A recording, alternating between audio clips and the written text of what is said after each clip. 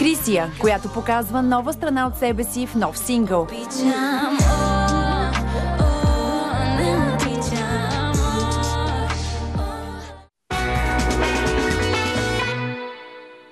Първата ни среща с следващата ми гостенка беше отново в ефира на BTV преди повече от десетилетие. Всички ние имахме възможността да проследим как талантът ти се развива пред очите ни, за да се превърне тя в това, което е днес. Едно от най-обещаващите млади имена на българската музикална сцена. След няколко годишна пауза, тя се завърна с нов сингъл, който показва една нова нейна страна. Гледаме и слушаме нежност, а след това посрещам в студиото на Култ Крисия. И плавно в теб се сливам, но само не виждам смисъл да мисля за теб, да дишам по теб и право към теб се причам. Да моля за думи, които ти каза на други, не да искам. Не. Егото славно носиш, какво ли ми словно готвиш? Кашата твоя вече е моя, за какво се бориш? Гледаше, искаше, даваше, казваше, правеше, силно предаваше. И аз отново викам, обичам, не отричам, отново сричам. Потънали в облак се носим, назавно обич просим. Изпиташ ли гонзи моменти, спомни с много прошки, компромиси истини, а дали стигани вече не искам да ме боли.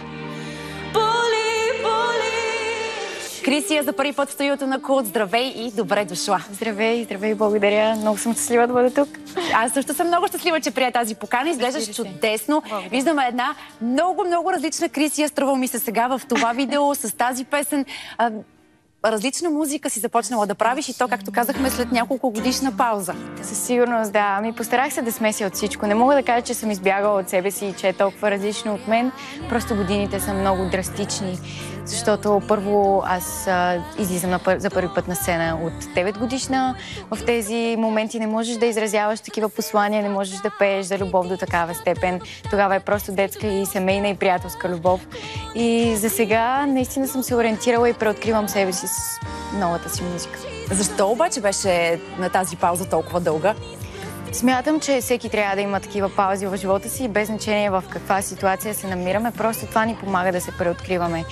Ние сме хора в души, в тела, които просто бягаме от телата си за малко, намираме нашите си места и просто се преоткриваме в различен етап в живота ни. Ти обаче беше набрала много сериозна инерция. Защо не се възползва и защо не продължи за справянето на музика? Повечето изпълнители на твое място биха се възползвали от цялата тази слава, която те заля на толкова крехка възраст и биха продължили справянето на музика, с активното правене на музика. Да. Защото нали знаеш, че в България, като слезеш за малко от сцената, много бързо тук хората забравят Крисия. Със сигурност. Аз не съм целта ми никога не е била да бъда позната или постоянна в това, което правя. По-скоро целта ми е да оставам история и да оставам послание, без значение кога и по какъв начин. Предпочитам да си поема въздух, отколкото да продължа и да притискам себе си и да стискам нуждата за почивка в себе си. Просто хора сме, емоционални сме и трябва да си даваме почивки. Какво ти се случи през тези години, в които ти си даде пауза? Как се промени, за да се роди тази песен "Нежност"? Защото ти сама каза, вече си на години, в които можеш да пееш за любовните трепети. Сигурност, да. През тези години наистина научих едно от най-важните неща, наистина търпение.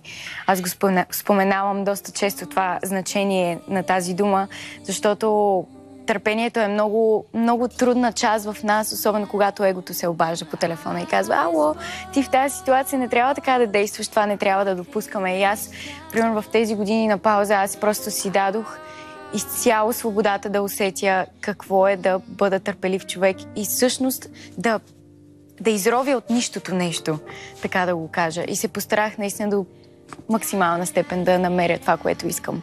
Търпението не е много присъща черта за младите хора. Така е. Точно за това си го дадох. Те са най-нетърпеливи и ми се струва, че ти много си пораснала и много си помадряла си.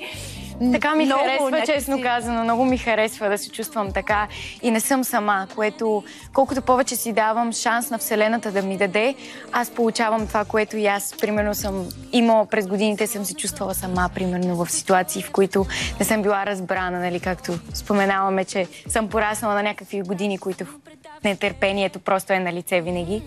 И просто не се чувствам сама напоследък, защото аз просто си давам шанса да обгърна това, което Вселената ми дава. Много си се променила, наистина, защото, нали знаеш, повечето хора, като чуят името Крисия, те си представят това малко момиченце, което ето тук в съседното студио, в шоуто на Слави, когато ти беше на колко? На 9, на 9 години.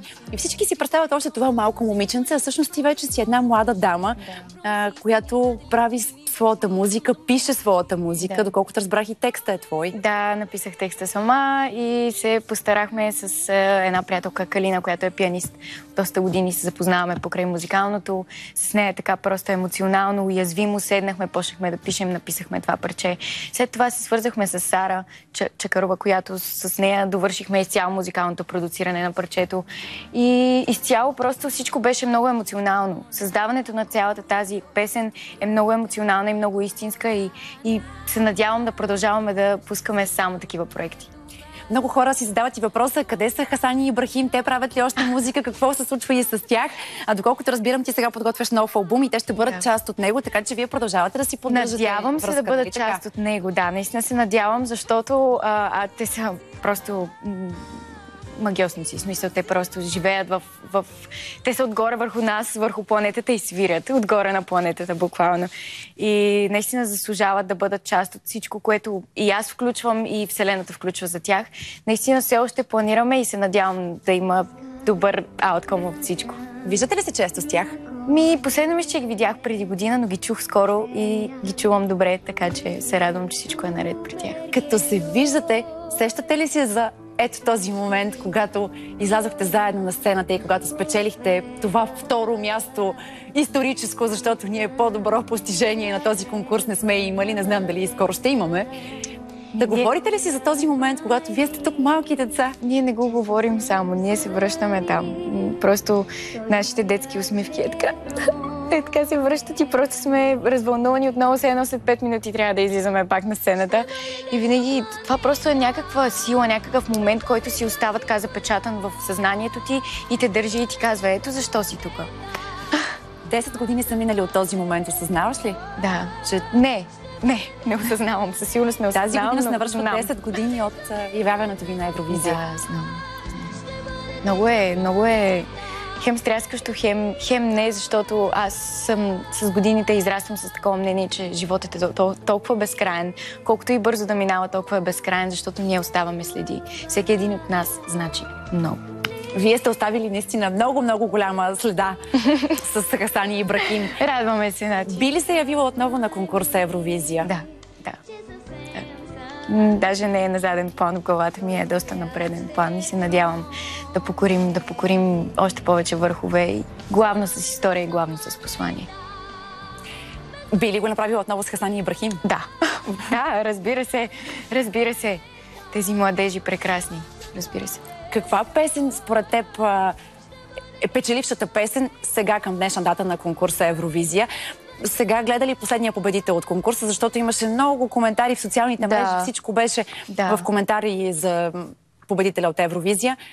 Виждам много мотивация в новите артисти, виждам много креативност и много разнообразие, което е много полезно, без значение кой е на първо място, кой е на второ, кой е на трето. Но разбуни духовете наистина, този изпълнител. Има от всичко по много. Наистина има от всичко по много и аз съм много доволна от креативността му. Не знам как е измислено, не съм се поразровила достатъчно да разбера, но със сигурност това, което са постигнали, е много. И всички останали артисти са постигнали много. Вдъхновена съм от тази Евровизия. Крисия, започвайте с Хасан и Ибрахим да мислите някоя хубава песен, която да ни представи на този конкурс, защото трябва да я печелим тази Евровизия най-накрая. На мен ми омръзна само да я гледам и ние пък сега даже и не участваме на всичкото отгоре в този конкурс. Ще постараем да се върнем. Временно е.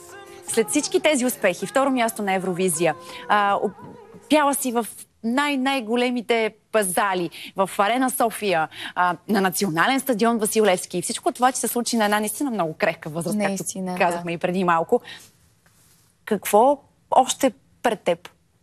Ти плаши ли те понякога мисълта, че всичко това си го постигнала, когато си била много мъничка и сега дали вече отново ще можеш да се качиш на тези сцени? Замисляла ли си се, дали плаши ли те мисълта, че това може да не се случи, да кажем? Не ме плаши, защото аз не го слагам като рамка, аз не го затварям като нещо толкова невъзможно. За мен няма невъзможни неща.